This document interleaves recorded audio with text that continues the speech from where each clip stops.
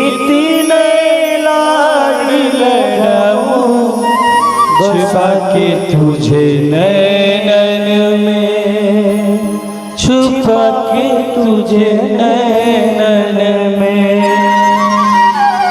बसा कर नैनन में, छुपा कर नैनन में।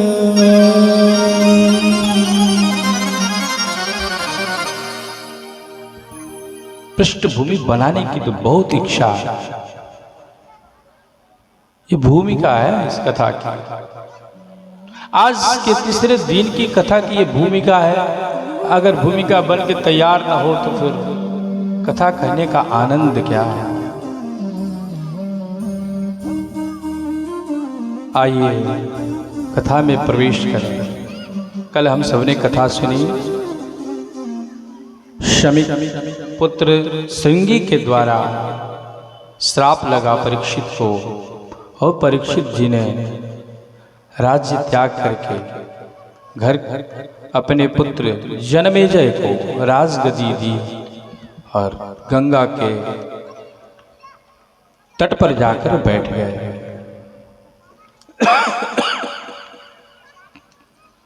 7 दिन के बाद मृत्यु होनी थी। परीक्षित जी ने क्या किया, अपना मुकुट उतारा। मुकुट उतारते ही स्मरण हुआ, मैंने बहुत बड़ा अपराध किया है। जीवन में इतना बड़ा अपराध मुझसे हुआ है, उस अपराध का प्रायश्चित तो करने योग्य मैं हूँ नहीं, परंतु अब मुझे राजा होने का कोई अधिकार नहीं। पापी को राजा नहीं होना चाहिए। जो संत का, जो महात्मा का अपमान कर दे, वो राजगद्दी पे कैसे बैठ सकता है। ये धर्मिष्ठ राजा है, धर्मनिष्ठ राजा है, इसलिए मन में ऐसी बात आ रही है। अभी तो स्थितियां बिगड़ चुकी है बंधुओं। जितना पाप करो उसी को लोग समझते हम सबसे बड़े राजा हैं, सबसे बड़ा आदमी हम, क्योंकि हम सबसे बड़े पापी। धर्मनिष्ठ जो होगा उसके जीवन में थोड़ा सा भी पाप होगा तो उसका प्रायश्चित करना चाहता है। परीक्षित ने प्रायश्चित के लिए घर का त्याग किया, राजमहल त्यागा, जाकर गंगा के तट पर बैठ गए। सारे ऋषि महात्मा सबको पता चल गया। अत्रि, वशिष्ठ, च्यवन, गादी सुत, मेधातिथि, देवल, देवराट, पिप्पलाद, जाह्नवी और साथ में पराशर नंदन, पराशर, व्यास जी सभी आकर के बैठ गए वहां पे। सबने सुझाव दिया, 7 दिन में तुम्हारी मृत्यु है, यज्ञ करो, अनुष्ठान करो, दान करो, पुण्य करो। परीक्षित जी कहते हैं अब समय तो 7 दिन है, 7 दिन के अंदर क्या करना चाहिए वो बताइए। जिसकी मृत्यु 7 दिन में है, उसी समय उसी सभा में तत्रात भगवान व्यास पुत्र, भगवान व्यास के पुत्र सुखदेव जी आए। सुखदेव जी का स्वागत किया गया, बिठाया गया। परीक्षित ने चरण धोए और धो करके आसन पर बिठा करके प्रश्न किया। प्रश्न करते क्या कहा, अतः पृक्षामि संसिद्धिं योगिनां परमं गुरो पुरुषेस्यहं यत् कार्यं म्रियमाणस्य सर्वथा। क्या करना चाहिए मरने वाले को, जिसकी मृत्यु नजदीक हो उसे क्या करना चाहिए। बंधु एक बात बताओ, मृत्यु इस संसार में परम सत्य है। सबसे बड़ा सत्य क्या है, मृत्यु। मरना सबको है, कोई अमर नहीं है। पर क्या ये मानते हैं कि हम मरेंगे? हम जानते हैं कि सबको मरना है, पर हमारा मन जो है वो यही कहता है हम भी मरेंगे क्या, सब मर जाएगा पर हम नहीं मरेंगे। परंतु ऐसा होता नहीं। परम सत्य मृत्यु है, उसको हम मानने को तैयार नहीं। मरना तो सबको है। एक गुरु जी के पास एक शिष्य गया, गुरु जी को प्रणाम किया, गुरु जी ने आशीर्वाद दिया। शिष्य ने कहा, गुरु जी मेरा मन थोड़ा उछटा उछटा है, मन लगता नहीं है, घबराहट है अंदर, एक परेशानी, एक बेचैनी, एक अलग तरह की परेशानी मेरे जीवन में है जिसे मैं आपसे कह नहीं सकता। पर हाँ, कुछ तो है जो इस जीवन को परेशान कर रखा है, क्या करूं? गुरुजी ने कहा, देखें, अपनी हाथ की रेखा दिखा। हाथ की रेखा दिखाया। गुरुजी ने हाथ की रेखाओं को देखकर कहा, परेशानी का कारण मैं समझ गया। शिष्य ने कहा, क्या बात है गुरुजी, जल्दी से बताइए, क्या कारण है कि मैं इतना परेशान, दिन रात मुझे नींद नहीं आती, बेचैन, एक अलग छटपटाहट है अंदर, जैसे सब कुछ नष्ट हो रहा हो, जैसे लगता है सब कुछ छूट जाने वाला हो, जैसे ये लगता कि मैंने जीवन में किया क्या कारण है इसका? गुरुजी ने हाथ की रेखाएं देखी और गंभीर हो गए और बोले, शिष्य बेटा, तेरी हाथ की रेखा बिगड़ चुकी है।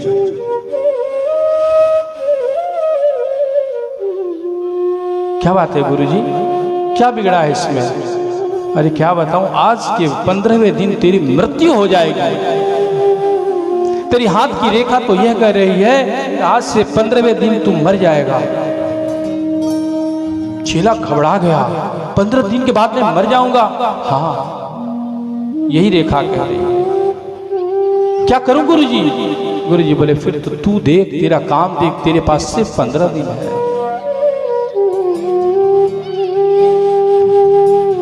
सोचा उस शिष्य ने, क्या करूं? घर आया, गुरुजी को प्रणाम किया, घर को आया और आकर के पहले डायरी को निकाला और देखा मैंने जीवन में क्या क्या किया है, किसका लेन देन है, सबका लेन देन चुकता किया, जिससे उसका झगड़ा हो रखा था, सबके पास गया, जाकर के हाथ जोड़ के प्रणाम किया, क्षमा करो, जो गलती हुई उसके लिए मैं माफ़ी मांगता हूँ, क्योंकि मैं अब बहुत दिनों का नहीं रहा, 7 दिन में ही मरने वाला हूँ। और ये जो भी हिसाब किताब है उसको रफा दफा किया और खूब भजन किया, कोई गिला शिकवा न रह जाए इसलिए बंधु बांधो सबको प्रणाम किया, सबको फोन लगाया, व्हाट्सएप किया, मैसेंजर किया, माफी मांग लिया।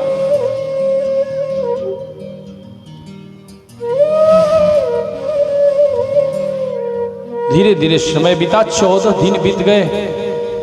15वें दिन का प्रातः काल उसने समझ लिया, आज का सूर्योदय मेरा अंतिम सूर्योदय है। घबराया वो शिष्य गुरु जी के पास आया, चलूं अंतिम प्रणाम कर लूं, क्योंकि जीवन में सबसे श्रेष्ठ कोई है तो गुरु है, जो सत्मार्ग सिखाता है, जो अंधेरे से उजाले की तरफ ले जाता है, उसका नाम है गुरु। गुरु के पास चलता हूं, गुरु जी को प्रणाम कर लूंगा।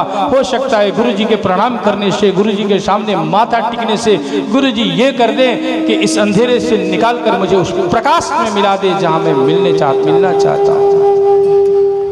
गया गुरु जी के पास, माथा टेक दिया, शरणागत हो गया। हे गुरु जी, आज आपके बताए हुए समय के साथ 15वें दिन में मैं आज प्रवेश किया हूं। गुरु जी बोले, हाँ आज तो 15 दिन हो गए। बोले, हाँ गुरु जी, आज मेरी मृत्यु है, पर पता नहीं कब है, कितने बजे है। गुरुजी ने कहा, फिर से हाथ दिखा। पुनः हाथ दिखाया गुरुजी के सामने, और गुरुजी ने जो इस बार हाथ देखा, बोला बदल गई रेखा, बदल गई। तुम मरने वाला अभी नहीं है। शिष्य बोला गुरुजी उस दिन आप बोले थे 15 दिन में मर जाऊंगा, आज बोलते हैं बदल गया। क्या उस समय आप असत्य बोल रहे थे या अभी असत्य बोल रहे हैं? गुरुजी बोले तुम 15 दिन में किया क्या ये बता, ये सारा हिसाब मुझे बता। और उसने जो किया था सब कुछ गुरुजी से कह दिया। मैंने जिससे जो लिया था उसको चुका दिया, मेरे जितने भी संबंधी थे उन सभी संबंधियों से माफी मांग लिया, खूब भजन किया, खूब कीर्तन किया, भगवान को रिझाया। गुरुजी बोले यही कारण है तेरी रेखाएं बदल गई, क्योंकि तुझे पता था कि तू 15 दिन बाद मरने वाला है। बंधुओं बात यह है कि जिसकी मृत्यु 15 दिन बाद होने वाली है उसको पता होता है तो वो अपने जीवन को संभाल लेता है। जिसको ये पता हो मैं कब मरूंगा वो तो अपने आप को संभाल सकता है, पर हम क्या जानते हैं कि कब मरने वाले हैं? आप में कोई ये बता सकता कि कब मरेगा? किसको पता है कि कल मरेगा, परसों मरेगा या 1000 दिन तक रहेगा, हजारों दिन तक रहेगा? किसी को पता है? फिर भी हम उस परमात्मा को नहीं भजते। हमारी मृत्यु कब हो जाए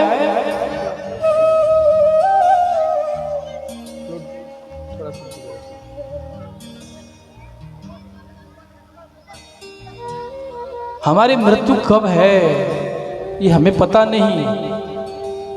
एक क्षण के हैं, एक घंटे के हैं, फिर भी हम संसार में संसार को ही अपना बना बैठे हैं, परंतु मरना तो सबको है। प्रसन्न होकर के आज पहली बार सुखदेव जी कह रहे हैं परीक्षित को, वर्यानिष्यति प्रश्नः कृतो लोकहित नृप आत्मविन्सम्मतः पुंसां श्रोतव्यादिषु यः परः। वर्यानिष्यति प्रश्नः, प्रथम शब्द पद, प्रथम जो सुखदेव जी के मुख से जो शब्द निकला उसका पहला अक्षर था वर्यानीश। वकार शब्द निकला। वकार शब्द ब्रह्म शब्द है। वर्या व आप पढ़े होंगे स्वर व्यंजन, उस व्यंजन में व शब्द है। वकार, वकार ब्रह्म शब्द है। पहली बार सुखदेव जी बोले और उनके मुख से निकला वर्यानी सती प्रश्न। क्यों? क्योंकि अंदर में जो भरा है वही निकलता है महाराज। मूली के परांदे खा के आओगे, मूली के पराठे होते हैं ना, वो खा के आओगे तो क्या निकलेगा? डकार तो मूली वाली निकलेगी। लेकिन अंदर में ब्रह्मानंद जिसके भरा हुआ है उसके मुख से जो पहला अक्षर निकला वकार ब्रह्म शब्द निकला का वर्याने सते प्रश्न कृत लोक हृत नृप। हे राजा, तुमने कितना सुंदर प्रश्न किया है। लोक हृत निप, संसार के हित के लिए तुमने प्रश्न किया है, अपने लिए नहीं किया है। तुमने ये नहीं पूछा मुझे 7 दिन में मरना है क्या करूं, तुमने तो ये पूछा जिसकी मृत्यु 7 दिन में होने वाली है उसको क्या करना चाहिए। परीक्षित ने प्रश्न क्या किया? जिसकी मृत्यु 7 दिन में होने वाली है उसको करना क्या चाहिए? सुखदेव जी कहते हैं ये तुमने अपने लिए प्रश्न नहीं किया, लोक के लिए किया, जगत के का ये प्रश्न है, हम सबका ये प्रश्न है। 7 दिन में मरने वाले को क्या करना चाहिए? वास्तविकता तो ये है बंधुओं, कथा ध्यान से सुनेंगे आप लोगों तो आनंद आएगा, तो मन भी ठाकुर जी में लगेगा। इधर उधर रहेगा मन, और फिर कथा में बैठकर सिर्फ हाजिरी लगानी है तो सिर्फ भजन करके 2-4 अपने अपने घर जा सकते हैं। हम लोग ध्यानस्थ होकर के इस कथा को सुने तो ये सत्य है जीवन का, और ये है कि सबको 7 दिन में मरना है। 8वां दिन कोई जिंदा नहीं रहेगा। 7 दिन में ही तो सब मरता है। रवि, सोम, मंगल, बुध, बृहस्पति, शुक्र, शनि, फिर रवि आ जाता है। 8वां दिन बना है क्या?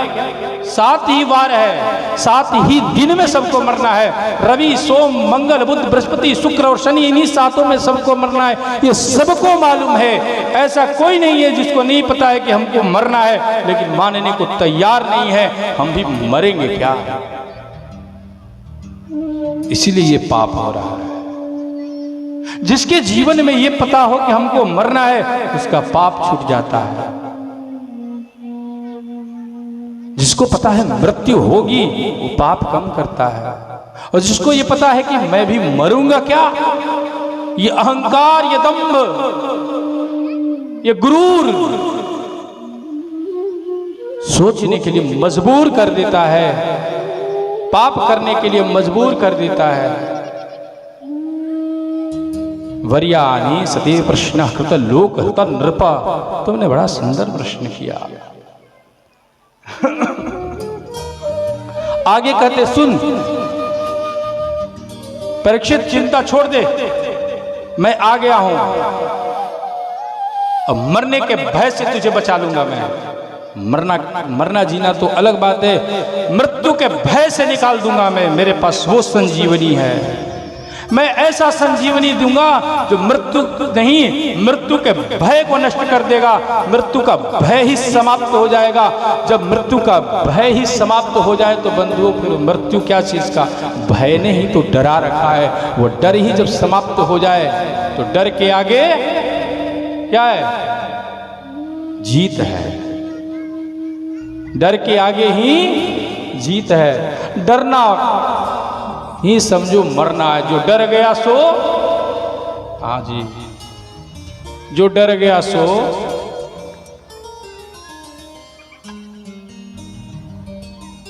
तो बंधुओं, मृत्यु का भय जो नष्ट कर दे वो भागवत है, वो कथा है, वो संजीवनी है ये। और उसको छोड़ करके कोई ऐसे अपने घरों में बैठा रहे तो फिर वो उसका भाग्य जाने। भाग्योदयेन बहुजन्म समर्जितेन सत्संगमं चलवते पुरुषो यदा वै अज्ञान हेतु कृत मोह मदांधकार। ये क्या देता है?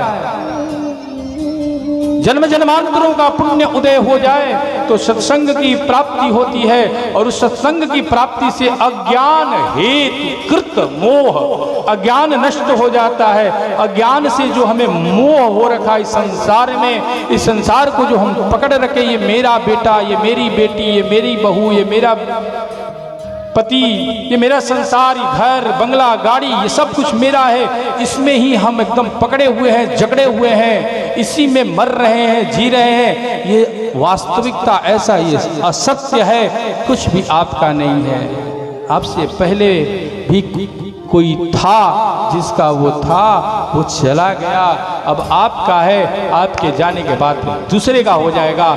क्या आप इसको ले जाओगे? आपसे पूर्व जो था वो छोड़ गया, आप भी छोड़ जाओगे, और आपके बाद जो आएगा वो भी एक दिन छोड़ जाएगा। कोई यहां से कुछ भी नहीं ले जाएगा। ये परम सत्य है। परीक्षित जी कहते हैं, हे स्वामी, हे सुखदेव,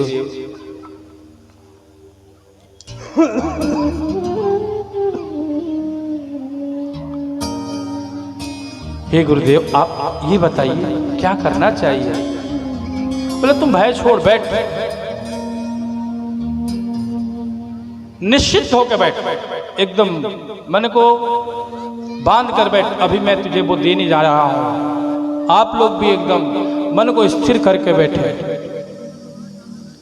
सुखदेव जी कहते हैं, देह प्रत्यादि कलत्रादि आत्मसैन्यस्व संपत्ति तेषां प्रमतो निधनम पश्यानपि न पश्यति। ये जगत समाप्त हो रहा है और ये हमें दिख रहा है, परंतु हम इसे अनदेखा कर रहे हैं। जो दिख रहा है उसको भी हम अनदेखा कर रहे हैं। ये संसार जैसा था वैसा है नहीं, और जैसा है वैसा रहेगा नहीं। समय के साथ ये सब कुछ बदल जाएगा। पश्यानपि न पश्यति।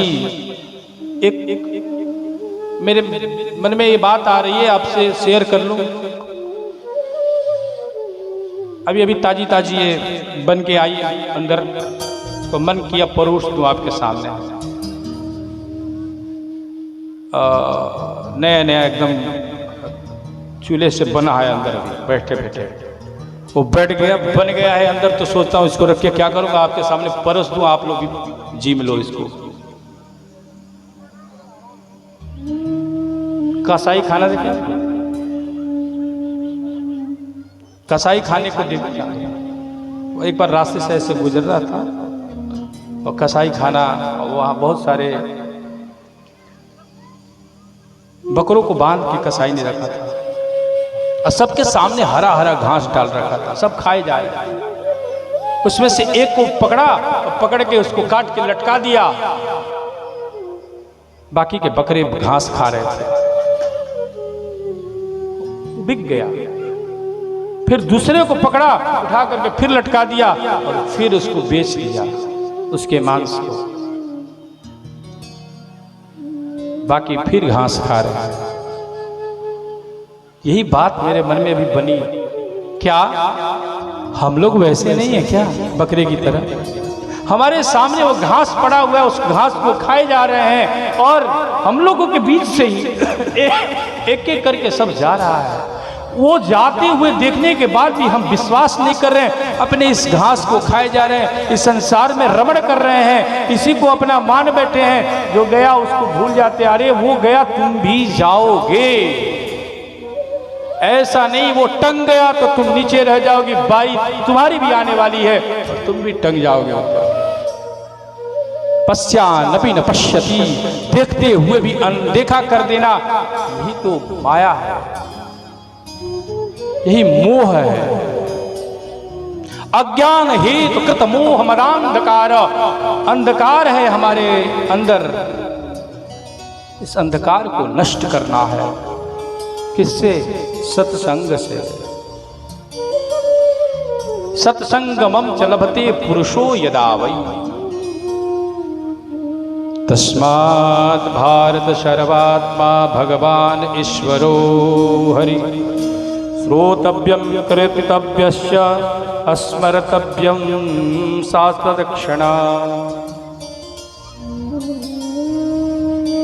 अभय पद को प्रदान कराने के लिए सर्वात्मा शक्तिमान भगवान श्री कृष्ण ही सब कुछ देने वाले करने वाले हैं। उनका ही श्रोतव्यम कीर्तितव्यस्य, उनकी ही कथा को सुनो, उनका ही कीर्तन करो। कीर्तितव्यश्च स्मर्तव्यम, उनका ही स्मरण करो। यही परम उद्देश्य है जीवन का। जीवन का उद्देश्य परमात्मा श्री कृष्ण को स्मरण करना है, कीर्तन करना है और उनकी ही कथा को सुनना है। हे राजा, इसलिए तुम भय का त्याग करो। क्या नियम है इस कथा की, कैसे बैठना चाहिए?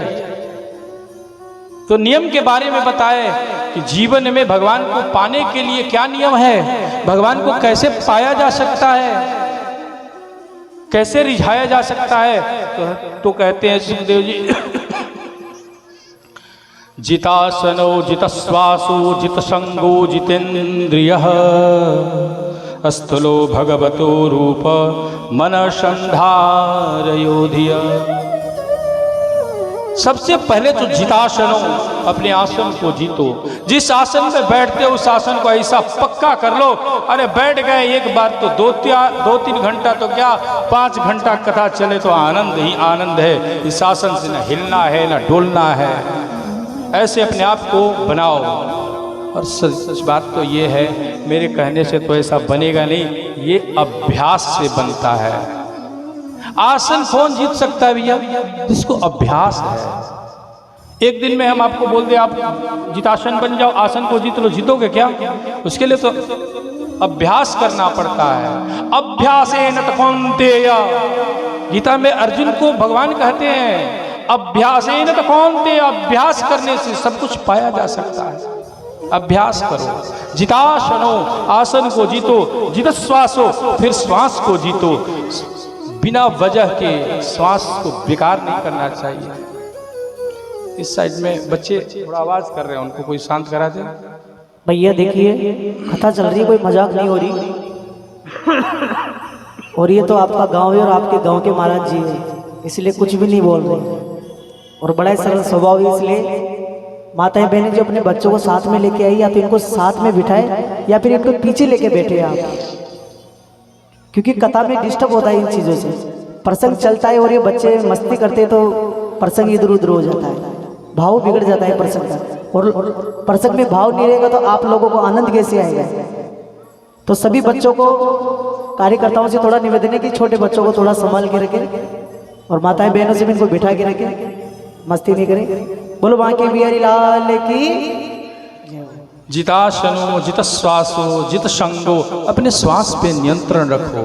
श्वास कितना लेना है, कितना श्वास लेना है, कितना श्वास छोड़ना, ये आपको पता होना चाहिए। जो कम श्वास लेता है वो ज्यादा दिन तक जिंदा रहता है महाराज। कछुआ सबसे ज्यादा दिन जीता है क्योंकि श्वास कम लेता है, छोड़ता है। उसको अभ्यास है, जल में रह करके उसको अभ्यास है। ऊपर आता है तो श्वास को छोड़ता है और फिर श्वास को खींचकर नीचे जल में चला जाता है और श्वास को रोक लेता है। ऐसे करते बताया गया है कि कछुआ 300 साल जीता है महाराज। सबसे ज्यादा जीने वाला कछुआ है, ये प्रमाण है।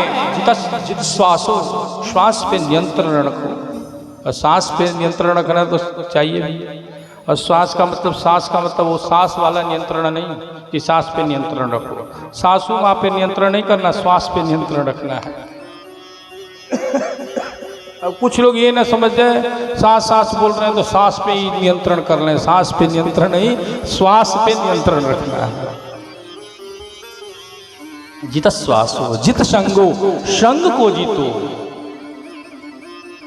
आपका संग कैसा है, किसके साथ उठते हो, किसके साथ बैठते हो। मानस में गोस्वामी जी कहते हैं कि जिस दिन संगत बिगड़ गई समझो सब कुछ बिगड़ गया। जिसकी संगति बिगड़ गई उसका सब कुछ बिगड़ गया। जिसकी संगति बिगड़ी उसकी गति बिगड़ जाती है महाराज, उसकी फिर गति नहीं होती। इसलिए संगति सबसे बड़ी बात है। आपकी संगति किसके साथ है, किसके साथ बैठते हो, किसके साथ उठते हो, किसके साथ रहते हो, ये आपको निर्धारण करना होगा, आपको सोचना होगा। पांडवों ने धर्म के साथ रहना उचित समझा। पांडवों के मध्य में धर्म के रूप में युधिष्ठिर है, इसलिए भगवान उनके साथ है। आप धर्म के साथ रहोगे तो आपके साथ भगवान आने को मजबूर हो जाएगा। वो ठाकुर आपके साथ रहने के लिए मजबूर होगा, पर आप धर्म के साथ तो रहो।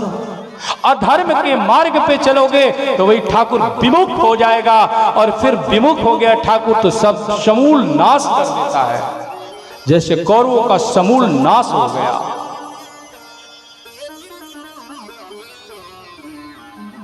धर्म मार्ग पे चलो।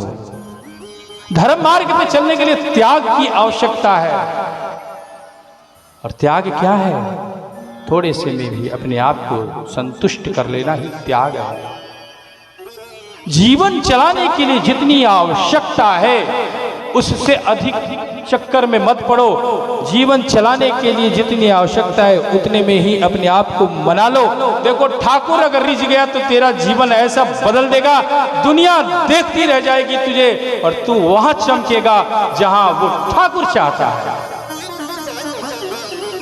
इसलिए संतोष ही त्याग है, और जीवन में सुखी होने का सबसे बड़ा प्रमाण है। जो संतोषी है वो सुखी है, और जो संतोषी नहीं वो जीवन भर दुखी ही दुखी होता है। क्यों? क्योंकि संतोष सुख सबसे बड़ा सुख है।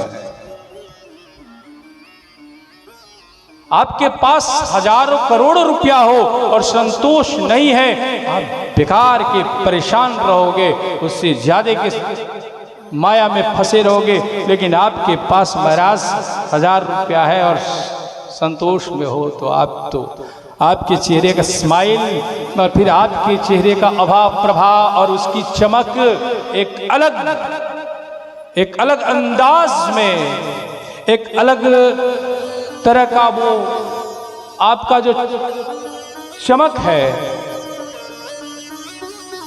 जिसको ग्लैमर बोलते हैं आजकल, वो अलग ग्लैमर आपका जगत को दिखता है।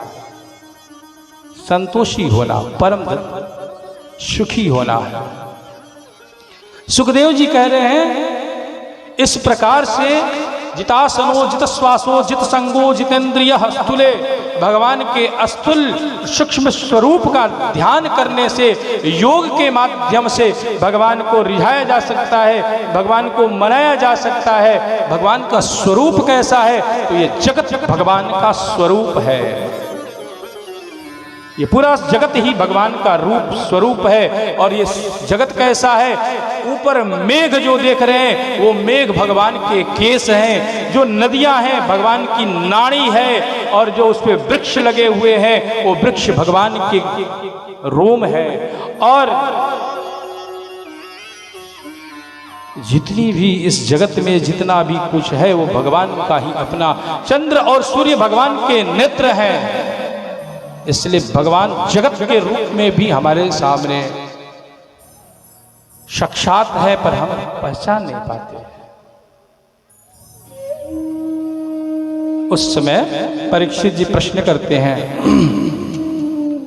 अच्छा ये बताइए, भगवान को रिझाने के लिए और कामनाओं की पूर्ति के लिए किस भगवान को क्या कैसे रिझाना चाहिए, किस भगवान का पूजा करना चाहिए? सबको कामना है, ये संसारी है, हमारी कामनाएं नष्ट कहाँ होने वाली है?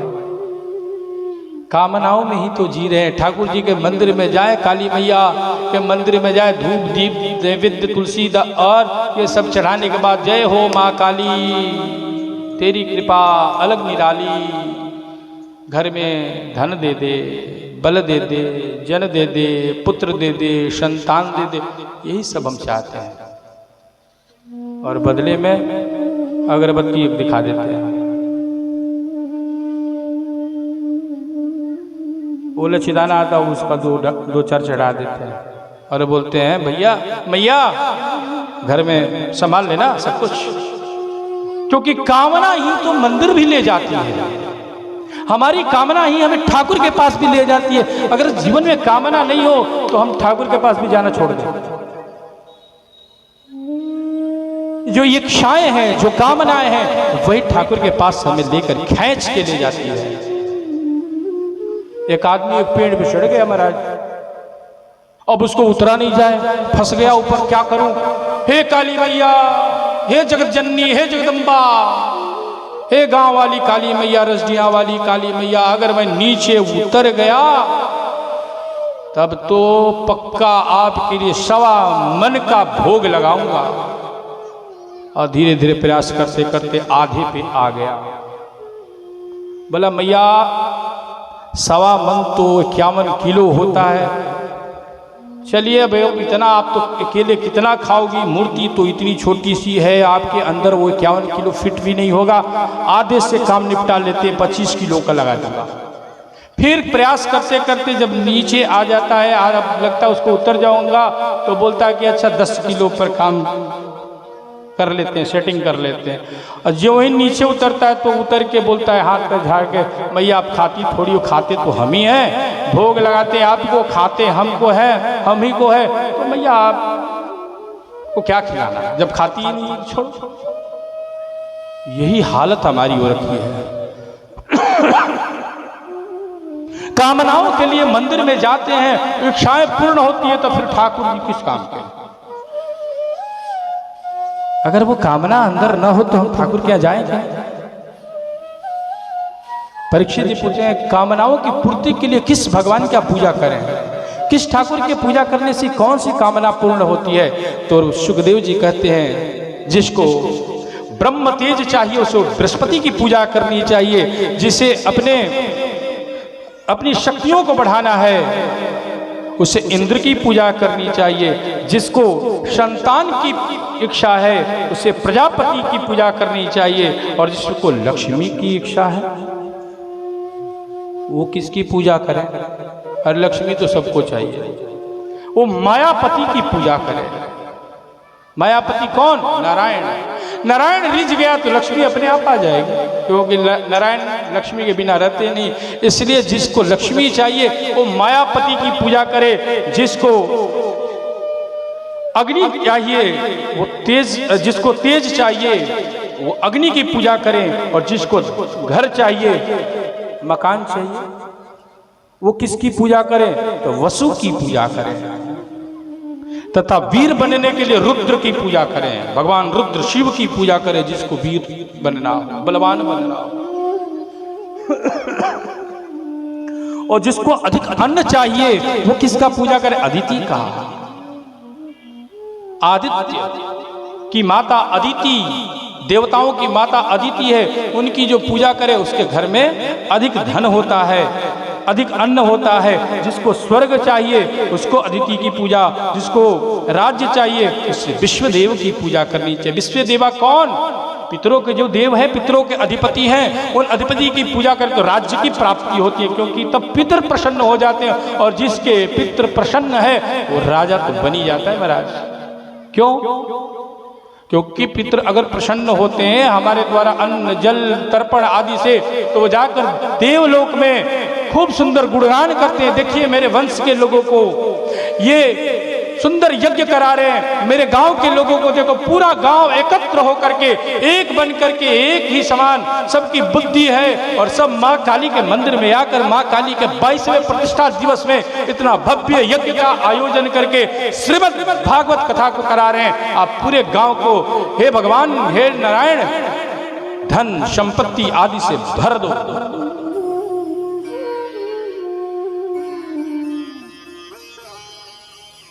तो उसे किसकी पूजा करनी चाहिए? विश्वे देव की पूजा करनी चाहिए। जिसकी आयु अधिक चाहिए उसे अश्विनी देव की पूजा करनी चाहिए। और जिसको प्रतिष्ठा चाहिए समाज में उसको लोकपाल की पूजा करनी चाहिए, पृथ्वी की पूजा करनी चाहिए।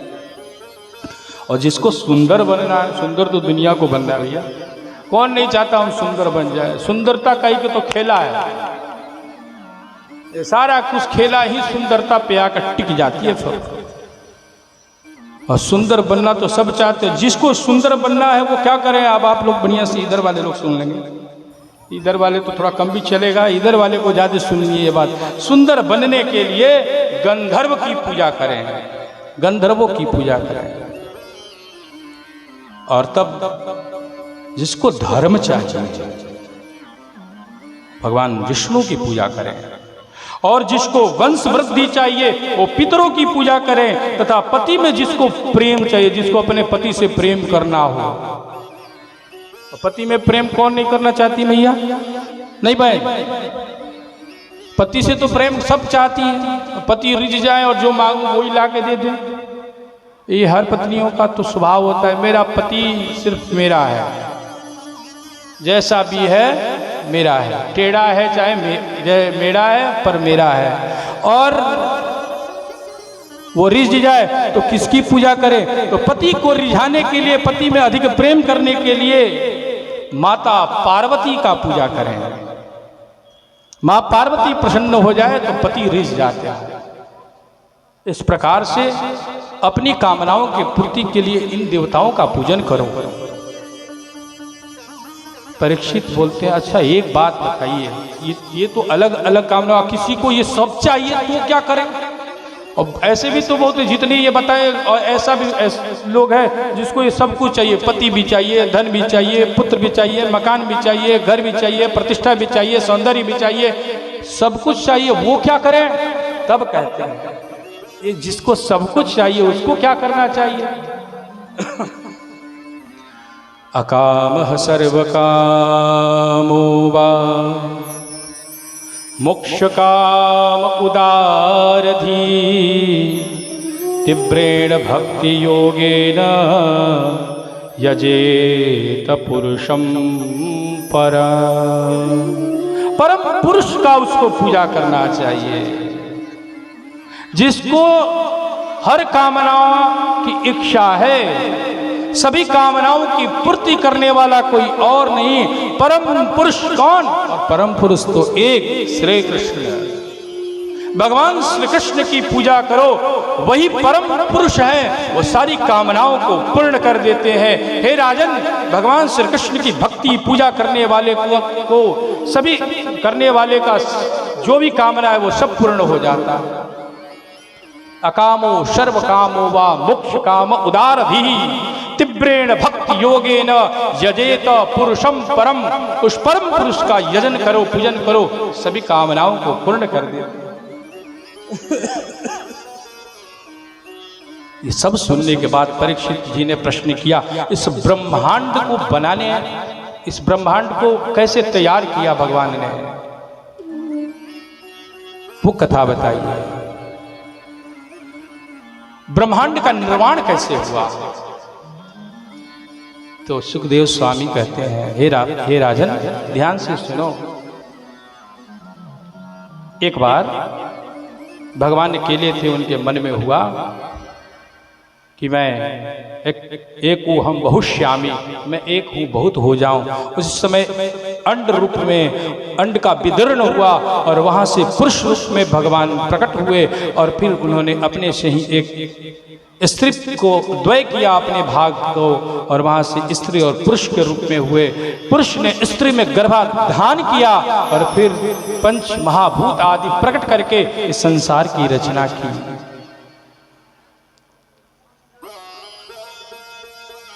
आओ इस बारे में एक कथा सुनाते हैं। एक समय नारद जी ब्रह्मा के पास गए, प्रणाम किया, हे ब्रह्मदेव, हे पिताजी। ब्रह्मा के पुत्र है नारद जी। नारद जी ने पिता के चरणों में प्रणाम किया और पिता ब्रह्मा हाथ में माला लेकर ध्यान कर रहे थे। उसी समय नारद जी ने प्रश्न किया, यद्रूपम यदधिष्ठानम यतः सृष्टिम इदं प्रभो संस्थत्य यत्तारम यच्च ततः तत्त्व वदव्वरः। आप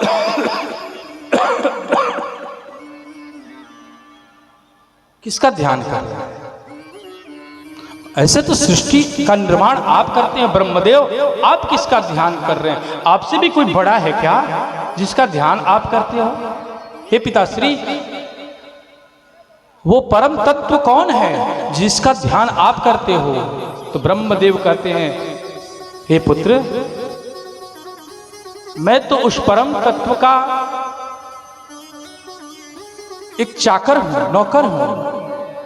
वो परम तत्व परमात्मा अखिल ब्रह्मांड नायक भगवान श्री कृष्ण श्री नारायण ही वो परम तत्व है जिनका मैं ध्यान करता हूं और जिनके ध्यान में मैं रहता हूं। उन्हीं के चलते मैं इस सृष्टि की रचना करता हूं। तो नारद जी ने कहा, ये बात मुझे समझ में नहीं आई, पूरी बात बताइए। तब ब्रह्मा जी ने कहा कि सर्वप्रथम भगवान नारायण ने ही अपने शरीर को दो भागों में किया और वहां से पुरुष और स्त्री के रूप में हुए, और फिर उस स्त्री और पुरुष के रूप में होने के बाद पुरुष ने स्त्री में गर्भाधान करके और पंच महाभूत आदि को प्रकट किया, तीन प्रकार के अहंकार को प्रकट किया, और सत रज तमस ये तीन अहंकार, इन तीन अहंकारों से काल क्रम स्वभाव के अनुसार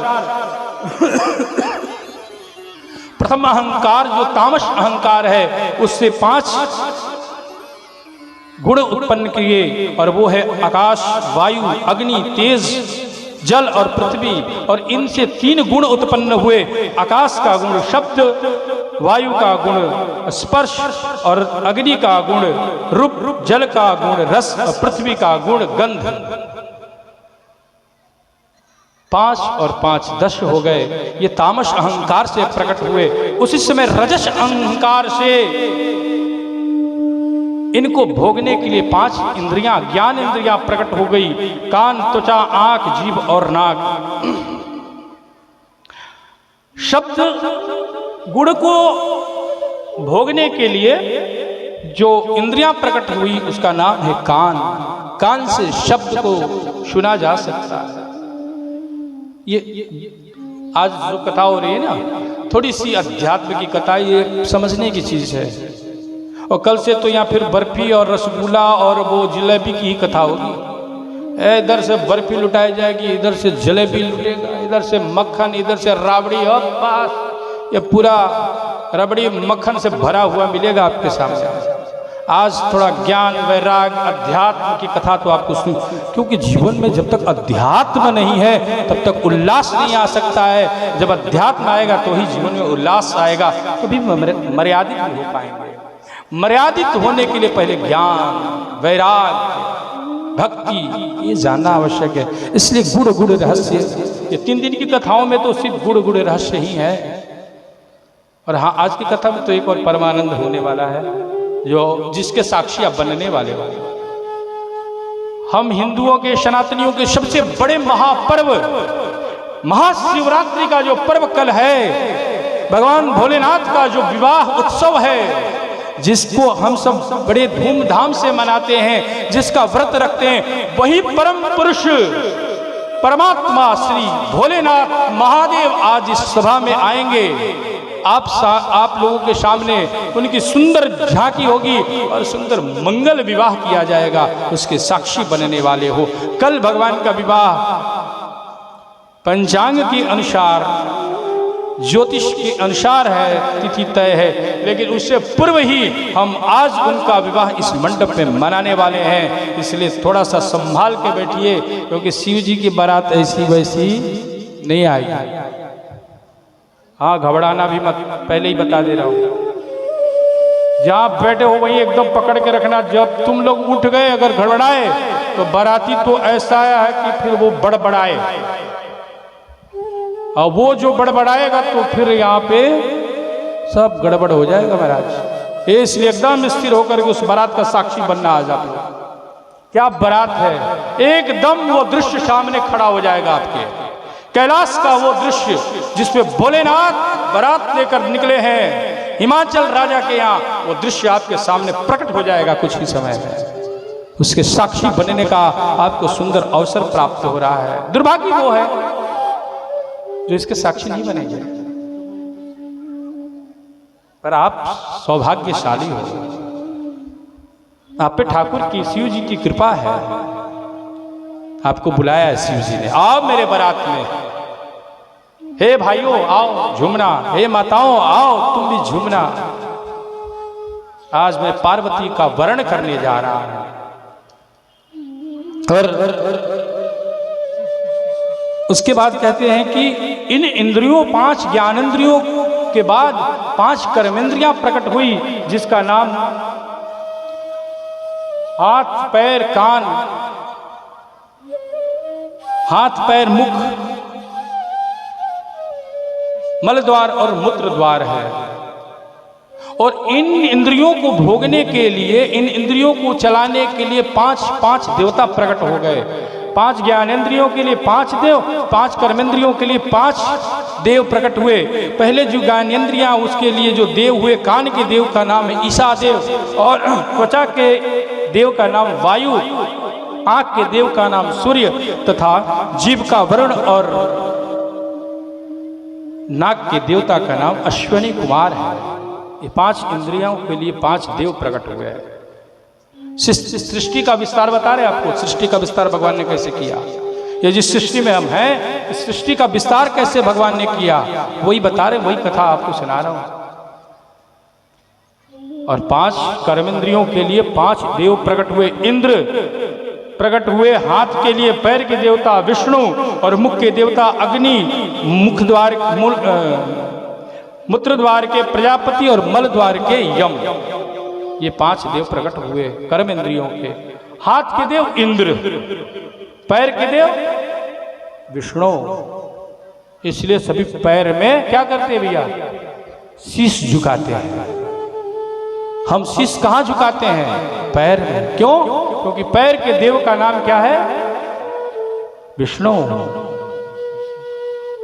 भगवान का स्वरूप कितना विशाल है। सहस्रशीर्षा पुरुषः सहस्राक्ष सहस्रपातस्य भूमिगुं सर्वतः स्फुटवात्यतिष्ठदशांगुलम्। हजारों हजार जिनके सर हैं, हजार पैर हैं, जिनके हजार हाथ है, हजारों जिनके नेत्र हैं, हजारों जिनके मुख हैं, वो भगवान परम पुरुष हैं।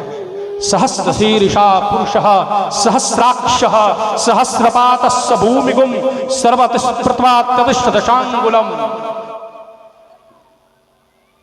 इस प्रकार से भगवान ने इस ब्रह्मांड का निर्माण किया। हे पिताजी, नारद जी प्रश्न करें, हे पिताजी फिर आप कैसे आए? तो ब्रह्मा जी नारद जी से कहते हैं, भगवान के नाभि से एक कमल निकला, उस कमल के ऊपर